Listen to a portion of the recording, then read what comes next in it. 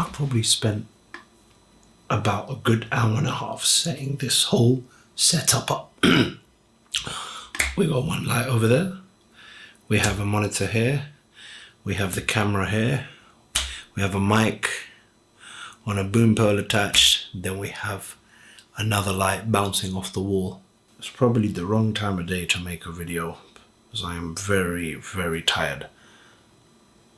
Never make videos in the evening. You won't get the best out of the person. I'm not an evening person. My brain does not work well in the evening. I can't really articulate my speech very well.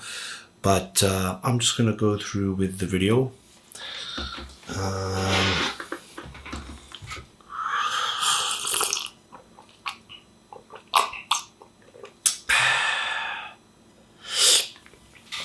So, today I want to talk about something.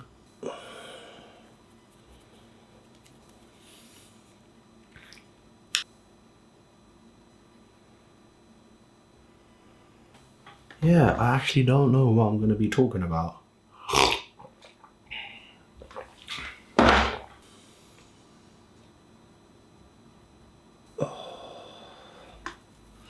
I might do a take 2 tomorrow.